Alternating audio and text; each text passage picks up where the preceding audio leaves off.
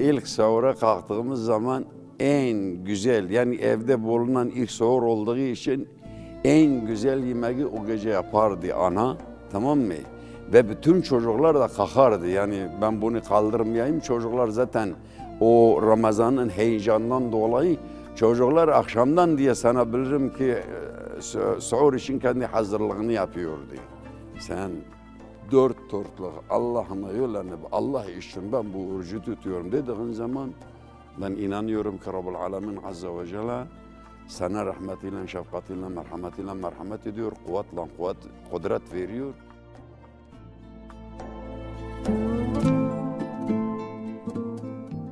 Ben Diyarbakır Lice Kazası Uçarlı köyünden Hacı Ramazan Dağtaş. Ramazan ayı gelmeden önce zaten o zaman milletin yoksun olduğu, yani Güneydoğu halkının ve Orta Doğu'nu da dahil gezdiğinden dolayı biliyorum. Gariban ve geçim kaynağı noksan olduğundan dolayı öyle fazla bir anlı şanlı yiyecek içeceğimiz bol değildi. Bugüne nazaran yani her zaman zebze bul, her zaman meyve bul, her zaman et kes, her zaman bilmem ne yok. Ama Ramazan 10 gün kanabin heyecan vardı. Bir çörek ilaçlarını millet şehirden, ondan sonra kazadan çörek için ilaç malyaja getiriyordu. Ondan sonra bizim geleneksel yediğimiz yemeklerin o zamanki zarfın içerisinde çoğu hayvansal. Çünkü bölgede ağırlıklı hayvansal olduğu için tarımsal da vardı fakat öyle anlaşılır bir tarımsal değil. Hayvansal ürünlerimiz çoktu. Yağımız, yoğurtumuz, şükerlegimiz derken ondan sonra yayla çorbasımız meşhurdu. Ki Kürtçe tabiriyle mehir diyoruz. Yani buğdadan yapılıyor yani lokantadakiler şimdiki Bulgur'un İmrik'inde yapılan yayla çorbası değil. Biz o zaman sürekli tüm buğdadan yaptığımız yayla çorbası diyorduk. Kürtçe ismi de mehir diyorduk. Derken ağırlıklı yediğimiz bulgur diye pirinç yoktu o zaman, yani diyebilirim ki bir köy yüzhane ise bir tanenin evinde ya pirinç olurdu, 1 kilo 2 kilo olmazdı da, yani yoktu diye. Ağırlıklı bizim köy sağ. Ondan sonra Ramazan'a girmeden önce dediğim gibi bir çörek otundan, ondan sonra eğer imkanları olmuşsa bir hayvan kesilip aralarında bir paylaşma, ondan sonra öyle o şekil Ramazan'a girdiğimiz gibi de her akşam iftarda birkaç kişi bir evde, yani birbirimizi davet ediyordu, bu bize gelenekti. Ondan sonra kalktığımız zaman yatmıyorduk da sabah namazını kıldıktan sonra camiden eve geldikten sonra iş varsa iş gücü yoksa o yaşlılar orada bir yatma imkanı belki bulurdu, yoksa hep çalışıyorduk. Öyle o şekil.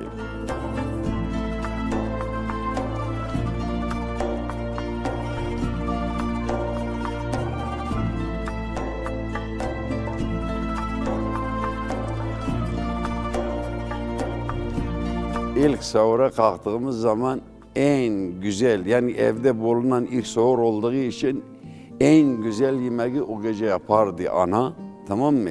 Ve bütün çocuklar da kalkardı. Yani ben bunu kaldırmayayım, çocuklar zaten o Ramazan'ın heyecanından dolayı çocuklar akşamdan diye sana bilirim ki sahur için kendi hazırlığını yapıyordu. Ve o ilk sahur o şekilde dediğim gibi ana en güzel yemeklerinden ilk o son bayram gününde, yani o ortadaki yemeklerin normal seyriyle ilk gelişi ve son gidişi o 2 günler için çok özel, çok güzel.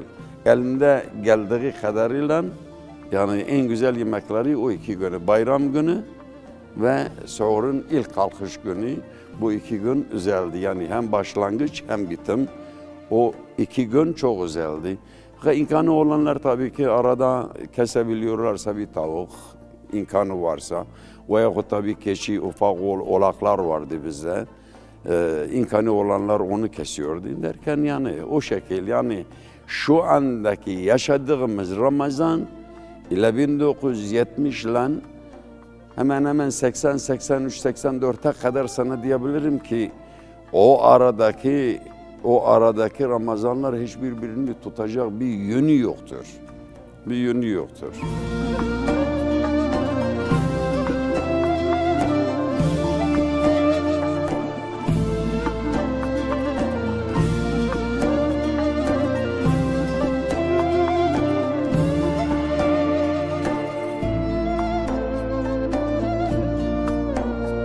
Sahur bittikten sonra azan okunur. Azan okunduktan sonra zaten eski Ramazanlarımızda da şu andaki gibi azanlar bu tek değildi. Bir sahura kalkmak için sala okunuyordu. Sala okunduktan sonra halk komple kalkardı. Sahurunu yedikten sonra bir azan okunurdu. Bir azan, birinci azan.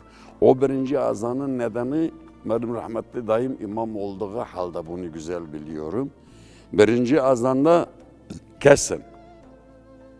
Bize bir uyarı veriyordu. Yani yemeği, içmeyi kesin. İkinci azanda camiye gelin. Yani aralıklı diyelim 5 dakika, 10 dakika, 20 dakika o zamanki saat olmadığı için öyle yeterli kadar bilinçli de değilim. Yalnız bunlar hatırımdadır ki sonra sala okunuyor. Sala bizi kaldırıyor, biz kalkarız sonra.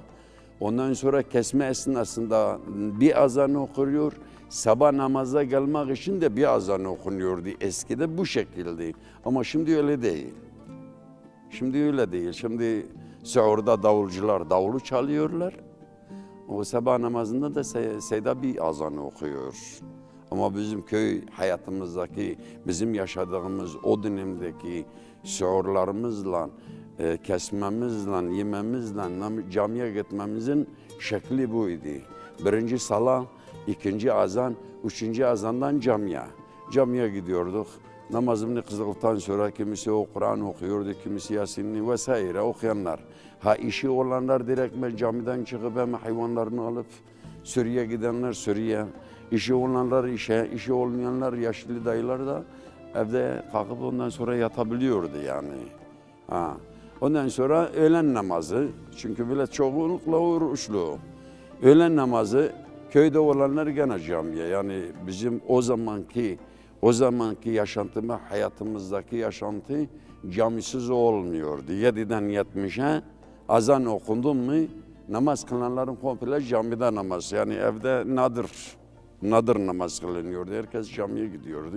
Çünkü o zaman dine sarılmakla bugünkü gibi değil. O zamanki dine sarılmak dahil bir hayli tutkundu yani. Tutkundu.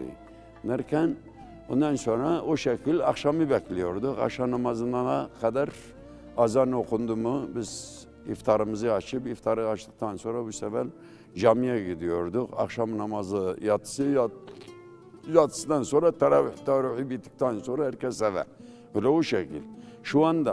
Şu andaki camilerimizde akşam namazıyla, yatsıyla, teravihte herhangi bir değişim yok. Fakat sabah sala davul almış yerini, birinci azanı terk etmişler, ikinci azanda zaten kesiyoruz, camiye geliyoruz. Yani arada bu fark da oluşmuş o zamanla bugünkü gibi.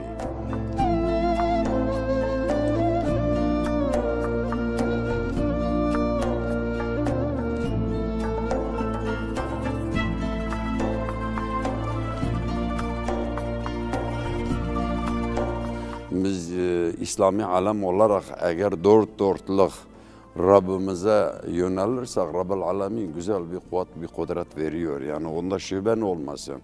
Ben 12 gün Kerbela çölünden oruç yemişim yazın. 12 gün Kerbela çölünden oruç yemişim yazın. O da biz burada Hakim Han, Malatya Hakim Han'dan kırmızı bir maden vardı.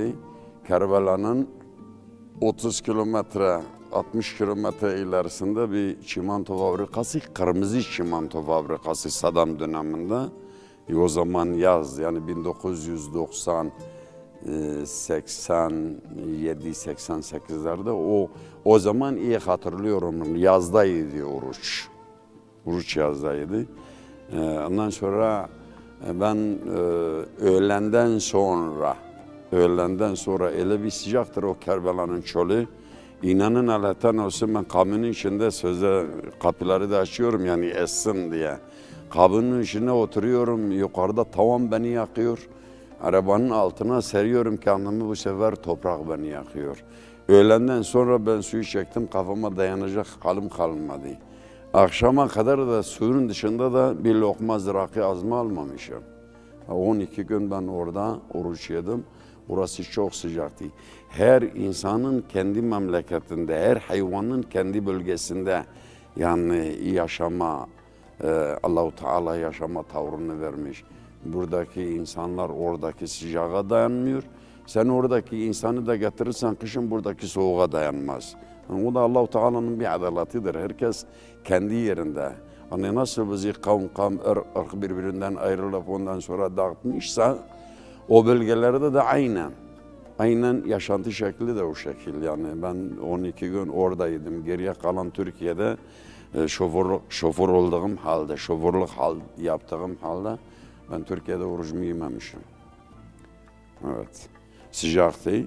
Fakat sen dediğim gibi sen dört Allah'ına yönlenip Allah için ben bu orucu tutuyorum dediğin zaman ben inanıyorum ki Rabbul Alemin Azze ve Celle sana rahmetiyle, şefkatiyle, merhametiyle merhamet ediyor, kudret veriyor. Kesinlikle umurunda değil yani. Evet.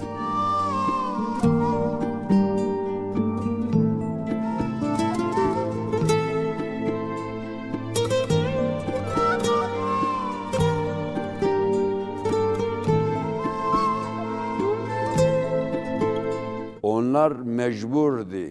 Yani 15'in yaşın üstü balık olan herkes mecburdu o namazla niyazlarını yerine getirmeye. Fakat 12-13 yaşlar altındaki çocuklar da baba analarımız bizi göndermenin nedeni de yani o dinimize sık sıkı sarılalım. Daha çocukken biz o irfeti alalım ki bırakmayalım. O irfeti alanlar da diyebilirim ki onlardan 1000 taneden bir tane yanlış yola girmez yani. O yaşta alınan 8-10 yaşlar arasında eğer camiye gitmişse, o Allah'ın verdiği nimetleri eğer kazanmışsa, o 15'ine, 20'ye, 30'a da gelse o yoldan kolay kolay şaşmaz. Ama 15'inden sonra eğer 20'den sonra öğrenmişse, yani ne diyebilirim yani, acaba doğru mudur, yanlış mıdır ortada kalıyor, ondan sonra sapıyor her yola. Rabbul Alemin bizi iyilerden iyilesin inşallah. Ve gidiyorduk, bilmediğimizi de orada büyüklerimizin arasına giriyorduk.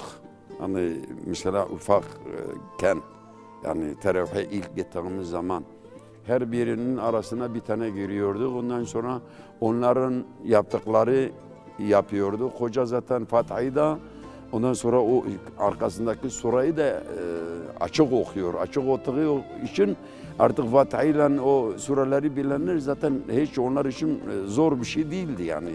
Kolaylıkla teravih namazımızı kılıyorduk. Ondan sonra o zaman da bizim pestiller vardı misalen. Sucuklar vardı, o cevizden yaptığımız sucuklar vardı. Ondan sonra kesme dediğimiz bulgurun imrik, şu andaki ismi imriktir. Biz o zaman danihur diyorduk. Kürtçe lisanıyla danihur diyoruz. Ondan da bir kesme yapıyorduk gene üzüm şiresinden. Ondan sonra büyüklerimiz onları da ceplerinden getiriyordu. Yani o namaz esasında bizi sevindirmek için, bizi sürekli camiye çekmek için onları da veriyordu. Ceviz vardı, badem vardı. Ondan sonra aşık biz bu hayvanın arka bacaklarına Kürtçe diyoruz Türkçe aşık diyorlar. Çocukların oynaması için. Onlarla bizi kandırıyorlardı, bizi camiye çekiyorlardı yani. Ben onların da farkındaydım yani.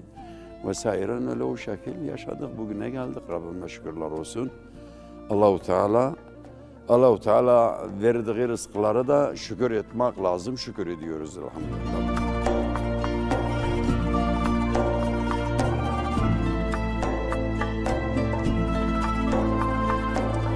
Benim unutmadığım bir Ramazan ayında çok kar yağmıştı. Yani sana diyebilirim ki 1 metre 25, 1 metre 50 santime yakın bir kar yağmıştı. Ondan sonra bizim 2 tane amcanın evi birbirine yakındı. Hani sokak var ya, sokak biraz dardı. Ondan sonra onlar kalktılar, o karı temizledikleri zaman sokak doldu, kar 2 damın da üstüne çıktı. Ondan sonra amcanım beni aldı, ondan sonra aşağıya doğru o karın içine bir taş atar gibisine beni nasıl attı. Buraya kadar ben kara gömüldüm. Ondan sonra sana dedim ya, fıstan var üzerimde, fıstan. Yani derpe yok, pijama yok ayağımda. Sadece bir tane fıstan var üzerimde. Çıplak halımla o karın içinde kaldım. Şimdi çıkamıyorum. Buraya kadar gömülmüşüm ya. Bir de çocuğum, 8-10 yaşlarındayım.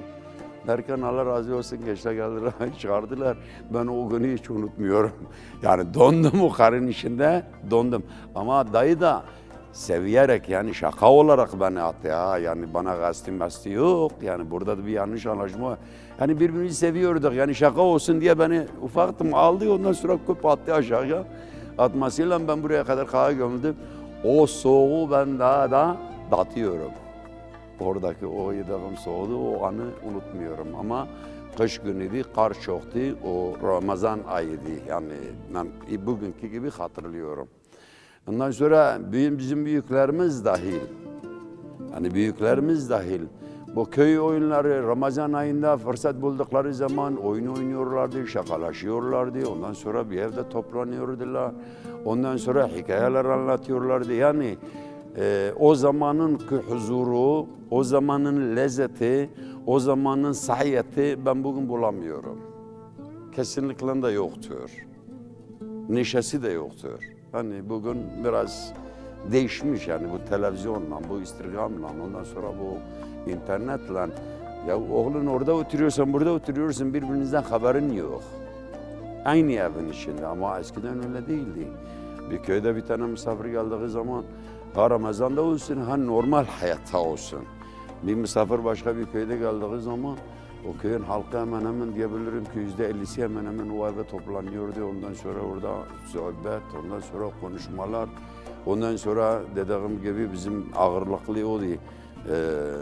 Üzümsal, yani pekmezdir, ondan sonra kesmedir, ondan sonra derken sucuktur, derken pestildir, derken badem çekirdeği, cevizdir, demek o sofra olurdu yani. Ama az o, şimdi meyvedir, o zaman da bizim dönemimizde de onlardı yani, bugünkü meyve yerine. Derken hele saat gece 12'ye kadar, 1'e kadar o şekil bir sohbet vardı, bir neşe vardı, bir huzur vardı, ama bugün öyle bir şey yok. Bitmiş yani. Komşunu tanımıyorsun. Kapı komşunu tanımıyorsun. Böyle bir duruma gelmiş.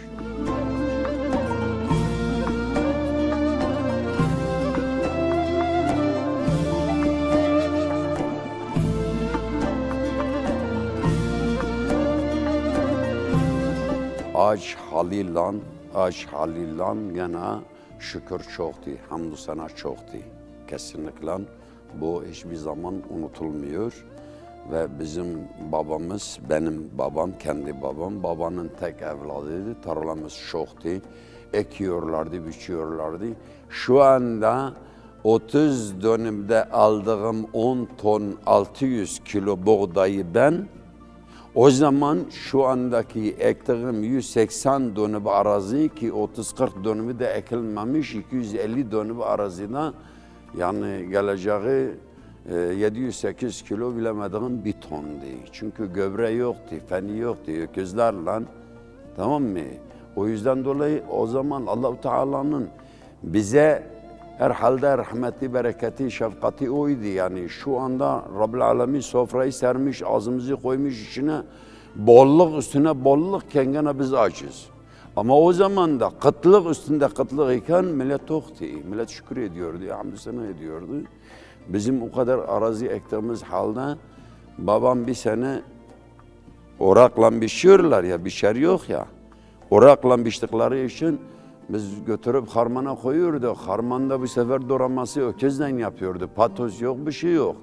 Ha, yetişmedikleri için o sene iyi hatırlıyorum, babam bir yük, bizim nohut vardı, nohut. Nohutları aldı götürdü değirmene, yani değil komple ha. Yani diyelim ki bir ölçek kadar, iki ölçek kadar, yani bizim 2-3 sefer yiyeceğimiz kadar. Bir nohut götürdü değirmenine, un yaptı getirdi. O nohutun ekmeği yumurta sarısı gibi.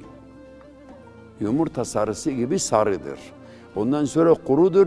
Fakat ağzına aldığın zaman da şimdiki bisküvitler gibi ağzından kendi kendine erinen bir şeydi. Yani ondan sonra lezzeti de bir hayli. Yani o şekilde olduğumuz halde gene de hamdü sena ediyorduk, şükür ediyorduk, namazlı, niyazlıydık. Derken birbirimize komşu olarak merhametliydi, şefkatliydi. Yani bir Allah göstermesin bir tanenin köylünün hastası olsaydı millet onun evinden ayrılmıyordu. Yani bir karın gelip bir karın gidiyordu. Bugün adam ölüyor, cenazesine bile gidenler az. Yani o zamanki rahmetle, şefkatle bugünkü birbirine benzemiyor. Millet gittikçe ne? Dinden uzaklaşıyor. Ben öyle görüyorum. Bizim Halil Muhammed vardı, Allah rahmet eylesin, kanı. Elinde, cebinde makası, elinde de tası vardı. Benim külahım gibi böyle kafamıza geçiriyordu. Ondan sonra etrafını komple alıp üstünü bırakıyordu. Ben bugün yapıştım yakasına. Halil Muhammed bu ne dedi? Giski. Giski nedir? Take. Ki köyde erkek keşinin yavrusu erkek oluruna take diyoruz. Çepiş diyoruz vesaire. Take tıraşını yapmış beni. Halil Muhammed bu ne yapıyor dedi. Oğlum üstü yakmaz. Etrafı da terlenmez, rahat edersin. 30 sene sonra Halil Muhammed'in yaptığı 30 sene önce, 30 sene sonra bir baktım bizim Türkiye komple Amerikan'da. Ya bu Halil Muhammed'in tıraşı. Bu Amerikan tıraşı değil kardeş. 30 sene önce Halil Muhammed bu tıraşı beni yapmış. Etmedim kime? Gavur ne yapıyorsa bizim gençler onu yapıyor. Ama bir tane Yahudinin evladı gelip de bu caminin içine bir iki rekat Allah için namazı kılmıyor. Şiye? Çünkü o şeydir, Yahudidir, o kiliseye gider.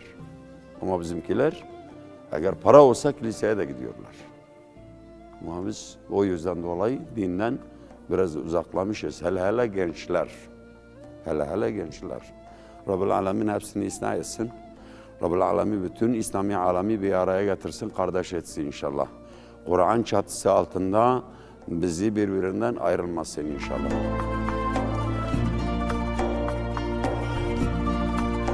Eğer artan olur, mesela ben babamı kastederim ilk etapta. Babamı kastederim. Ben mesela bizim komşu köyden bir kaç kişi geliyordu. Hasan dayı efendim ola bizim hayvanların zamanını bitmiş. Babam diyordu getirin. O zaman eşek yüküyleydi yani kamyonla değildi, traktörle değildi. 2 tane çuval diyoruz şu anda, karar bitti. Çuvaldan biraz daha uzun. Yani diyelim ki çuvala 100 kilo 50 kilo buğday giriyorsa bir tane çuvala, bir tane hırara 100 kilo buğday giriyor. Yani çuval, hırar çuvalın 2 katı. Adam gelirdi, girerdi samanlığın içinde, ondan sonra doldururdu, alırdı, giderdi, babam veriyordu. Ondan sonra mesela komşunun eğer buğdaysı bitmişse, Halil Hasan diyordu, bak vereceksin buğdayımı. Vereceksin buğdayımı. O da diyordu ya, olmuşsa veriyordu, olmamışsa baba neresinden alacak? Veriyorduk yani bir öyle açlık sınırı içerisinde olan bir köylüye herkes yardım ediyordu. Yani sadece bir babam değil. Komşu köylerden dahil gelen kolay boş etmezdi. Yani mesela diyelim ki bir tane açlık sınırı içerisine girmiş, ondan sonra köye gelmiş.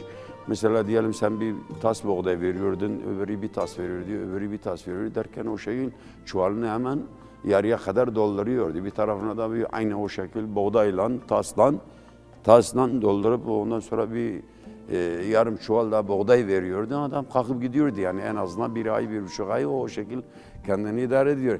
Yani bizim ufak katkılarımızla dahil, köydeki yaptığımız ufak katkılarımızla dahil, yani taslarla dahil, ölçeklerle değil, gene o arkadaşı hayata tutabiliyorduk yani. Evet, sıkıntı yoktu yani. Gelen boş gitmezdi yani. Bayram günü Zaten ismi üzerinde çok coşkuluyorduk, çok heyecanlıydık, çok sevinçliydik. Ondan sonra şekerinden olsun, ondan sonra parasından olsun. Para da o zaman yoktu o. 25 kuruşlar en çok veren yan 5 kuruştu ya 10'di. O 5 ile 10 sarıydı, 25 kuruş da beyazdı. Eğer 25 kuruşu bulan olduysa o gençlerden bayram onun için seyrana dönüyordu yani yoktu ya. Sarı 5 kuruş, sarı 10 kuruş, beyaz 25 kuruş. Yani bizim o zamanki bize verilen bayram harcılığı o da 1000 taneden bir tane 2 taneye çıkardı ya çıkmazdı. Onlardı. Fakat acı olduğumuz halde, parasız olduğumuz halde, çıplak olduğumuz halde yemin ediyorum ki ben o bayramları özleniyorum. Ben o bayramları özleniyorum. Nedeni hayat vardı, sevgi vardı, saygı vardı, neşe vardı, huzur vardı, şükür vardı, şefkat vardı, merhamet vardı, her şey vardı. Ama bugün hiçbir şey görmüyorum. Köyde de öyle olmuş yani sadece şu anda ben şehri kastetmiyorum ha.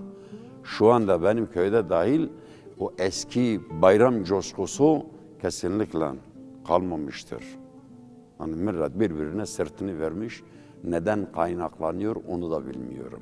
Ama benim bildiğim kadarıyla bazen evde kendi kendime düşündüğüm zaman bu kredi kartı var ya, bu kredi kartı bizi tariben tahrip etti. Tariben tahrip. Çünkü bir ihtiyacı olduğu zaman bir evlenmek çağında veyahut da bir kaza esnasında ya köylüler el birliğiyle o adamı adakta tutmak için hemen yardımda bulunuyordu. Bugün ise kredi kartın varsa mazot alabilirsin, şeker alabilirsin, bilmem ne alabilirsin. Yani vesaire baba oğula, oğul babaya o kadar kıymeti ortadan kredi kartı bitirdi, kaldırdı. Sonu getirdi yani. Kesinlikle kimse kimseye kalkıp da 1 lira, 1000 lira, 5000 lira bir ikramda buluna o da ben görmüyorum. Belki ben yanlış yoldayım fakat ben görmüyorum. O sebeple çoğunlukla kredi kartı. Çünkü kredi kartı olmadan önce ben kamyoncuydum. Ben buradan İzmir'e gidiyorum. 10 lira bir parayla evden çıkıyorum benim. Mazotu komple yoldan arkadaşlarım petrollerinden alıyordum. Gelirken kiramı alıyordum. Gelirken hepsinin parasını verip eve geliyordum. 10 kağıttan ben Diyarbakır'dan çıkış yapabiliyordum. Ama bu kredi kartı çıktıktan sonra petrolcü de sırtını düzenledi bize. Kesinlikle baban oğlu olsa dahil bakıyorsun diyor kartın varsa alırsın yoksa kusura bakma borç yok. Kadir kıymet bitti.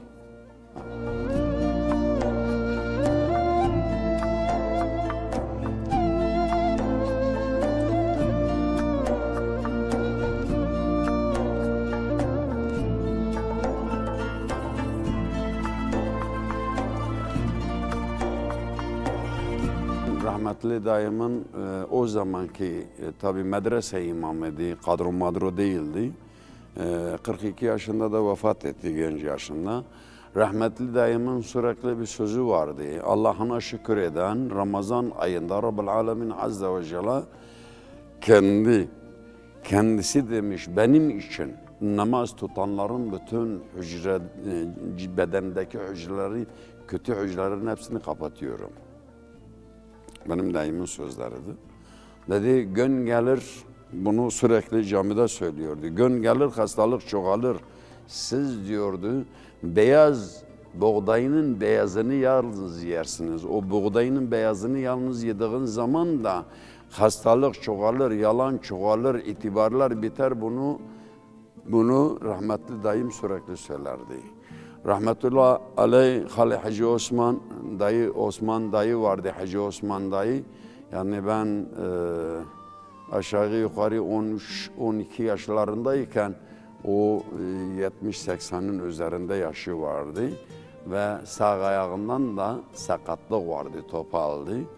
O rahmetli Hacı Osman dayıma caminin içinde dedi ya Rahim oğlum, Abdurrahim'di dayımın ismi, o Rahim diyordu. Sevdiğinden dolayı Rahim diyor. Rahim oğlum dedi ben şu anda arpa ile buğdayının karışından doyamıyorum. Çünkü biz buğdayla arpayı karıştırıp yiyorduk. Sen bana diyorsun ki buğdayının içi beyazını ye, sen ne diyorsun? Dedi, baba sen görmezsin. Fakat görenler gelecekler, görecekler, gördükleri zaman da benim sözlerimi o zaman dinleyecekler.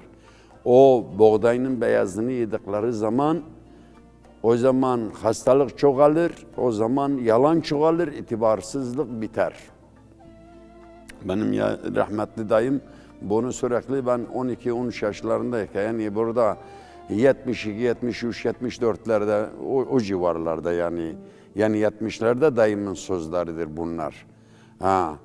Ondan sonra bayramlarımız güzeldi, Ramazan aylarımız güzeldi.